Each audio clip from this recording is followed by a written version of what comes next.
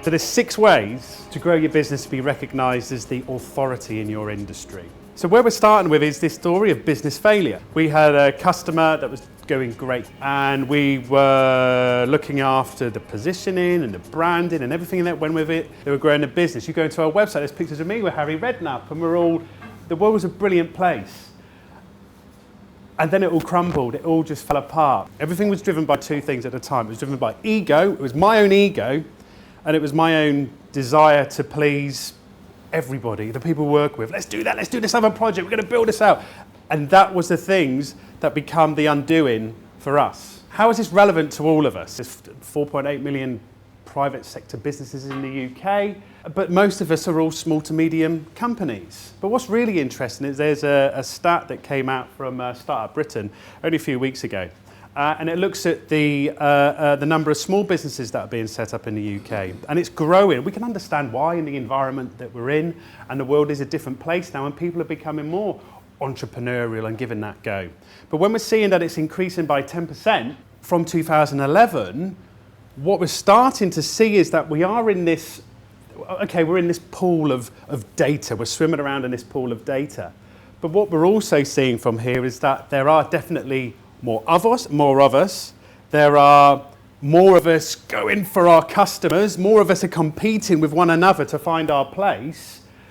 But on the other side, and also our customers have more choice. There are so many channels. We're all bombarded how we're going to get our message out there, what we're going for, what the different platforms that we're going to use. And there's so many different platforms for us to use.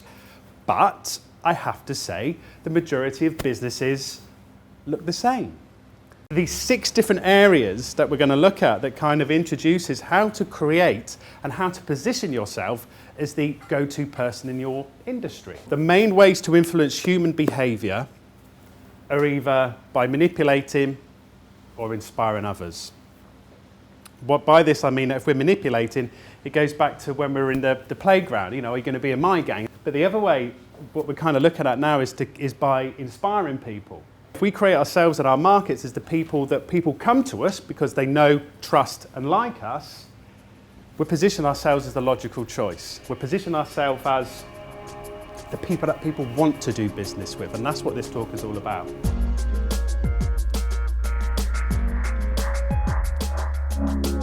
So number 1 is to be seen as the logical choice is this idea of understanding our audience.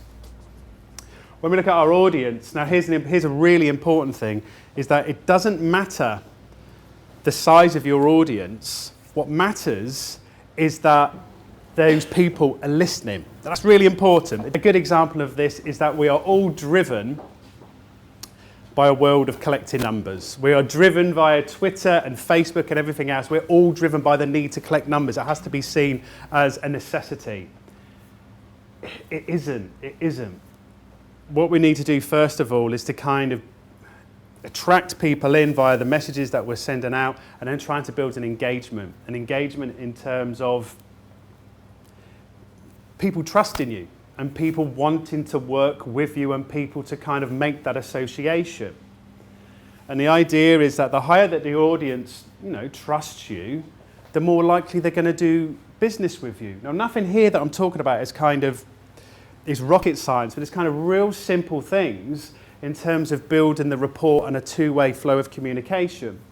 There are a number of businesses that we work with where you have the physical representations of who they are, whether it's the brochure work or whether it's online or whatever, any print that they have, but it doesn't necessarily reflect the audiences that they're looking to serve.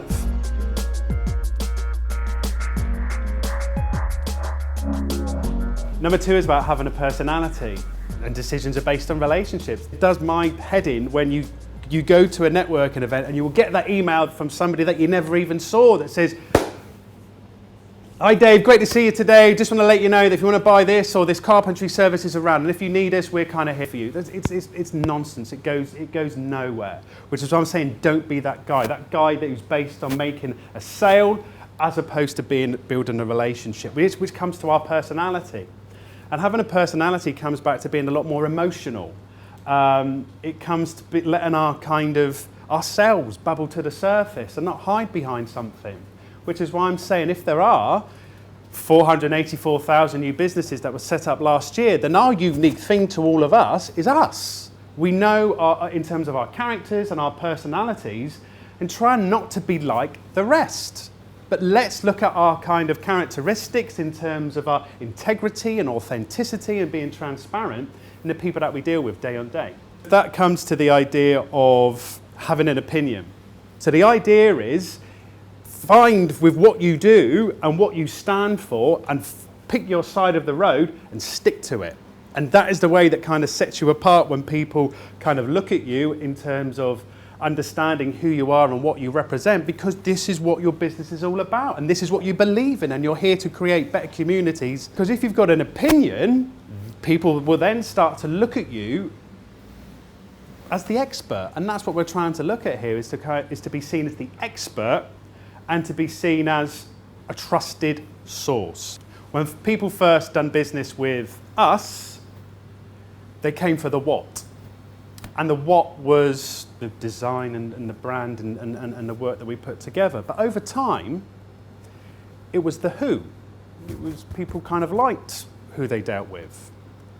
And then it became the who, not the what, that was the glue that cemented the relationship, okay? So your brand is never a what, it's always a who, yeah? So it's that idea that people don't come for what you do, they come to you because of why you do it, why we're doing it, what we believe in, our expertise, our gusto, our get up and go, and the fire in our belly that we give our professions each day. But this needs to be kind of seen, it needs to be kind of evident.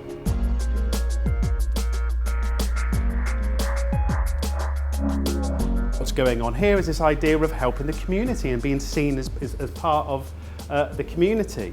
If we take the ego out of everything that we're looking at and the idea of being more altruistic, we're kind of being seen as helping those causes and those people that are within our community and those people that are around us.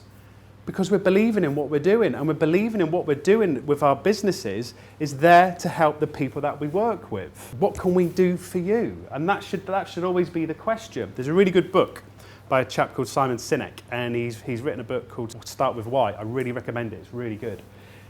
His whole theory is based on the idea of it's not what you do, it's why you do it that's important. There's a really good example here from, if we go back 113 years at the turn of the 20th century, the big thing was man to fly. It was the equivalent of our dot-com boom. And we have on one side Oliver and Wilbur Wright. And on the other side, there's another chap called Samuel Pierpont Langley. We've all heard of the Wright brothers, but no one's ever heard of Samuel Pierpont Langley. But they were both looking at the same areas. Both were looking at the challenge to how we can fly and how man can use a machine that can fly. And Samuel Pierpont Langley, he was driven via his determination to succeed. His determination was to make him money, rich and revered amongst his peers. He was an astronomer, he was a professor, he had the right people behind him as well. Alexander Graham Bell was one of his cohorts. He was also, by the War Department, was given a subsidy of $50,000 to look at the idea of flight. And the New York Times followed him everywhere. He had the PR right, he had the right people on board, he had the networks. His goal was for what he could get. He wanted to find a way for people to fly, but what he wanted was to be rich and successful and to be looked upon. 100 or so miles away in Ohio, Oliver and Wilbur Wright were, on their own proceeds from their own bike shop, were looking at this idea to create a mechanism for people to fly. And all this was driven by was their desire to get people involved that they believed that they could change the world forever. And by changing the world forever, it was going to make a difference to everybody's lives. At the time, people were used to train and their travel networks via the roads, but this was going to change the world. So they got the people on their side to believe in what they were looking to achieve. And on the 17th of December, 1903, there was no New York Times to follow them. There was no press. And they flew 120 feet and only did it for under a minute. but they did it. And they didn't brag about it, they didn't go around, but people found out. The day after, Samuel Pierpont Langley finished. He packed everything in because he was more focused on the what. He was more focused on what he was going to get out of it, as opposed to the Wright brothers and their belief and their passion and their desire to create this mechanism that was going to change, that was the benefit for everybody else as opposed to themselves. The modern thing now is using our websites and our blogs. And rather than a blog that's there to kind of be used as just a straight sales promotion tool, you're giving content to share and for people to kind of interact with, and you're inviting it for people to use and to kind of do stuff with it and to do it for themselves. And surely that sounds miles better than just using the good old sales techniques of just getting in there with a hard sell.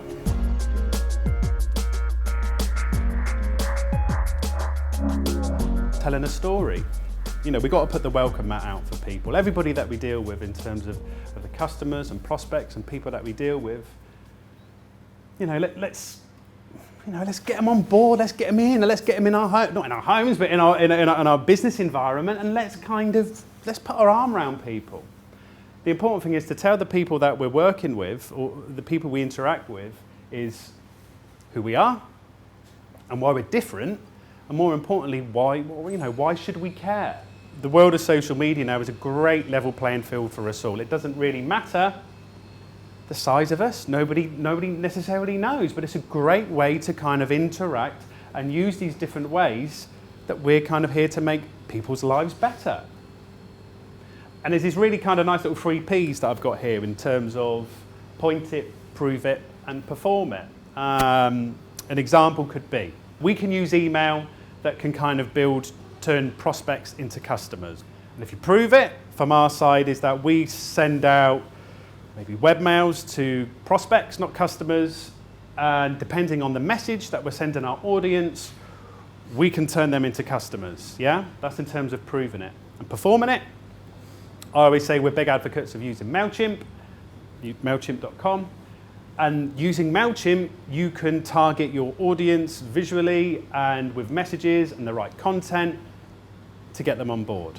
We're kind of inviting people to do it for themselves. We're trying to give value to people where they can kind of take to make their lives better.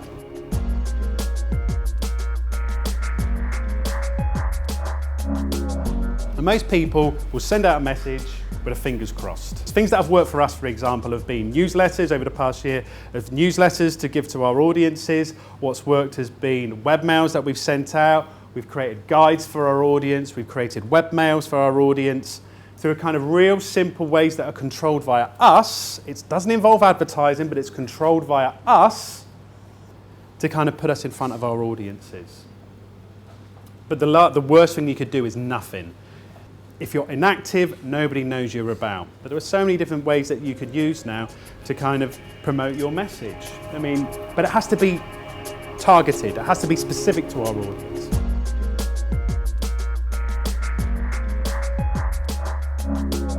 When I'm saying over-deliver, I don't necessarily mean becoming a busy fool. And if somebody asks to do stuff, you're spending hours and hours above and beyond to the fact that you're making no return.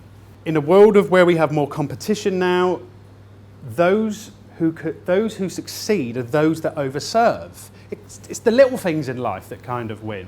Doing the small things that are kind of committed to doing a bit more, then nobody else then is going to think about the competition or the other options that are out there to choose from.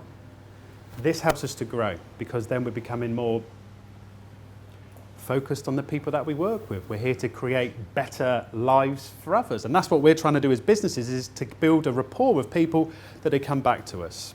And comes back to the idea of people working with us because they know, like, and trust us. I'm going to leave you with a quote. And this quote, there's no Steve Jobs, there's no Branson. It makes me feel highbrow. There's a chap here called Johann Wolfgang von Goethe, and he was a famous German author, writer, and poet. And he said something way back in the 19th century: treat people as if they were what they ought to be, and you help them to become what they are capable of being. To sum everything up, if we can help others more than we need help ourselves, people look at to us as the authority. Everybody, thanks very much. Cheers for your time. Thanks.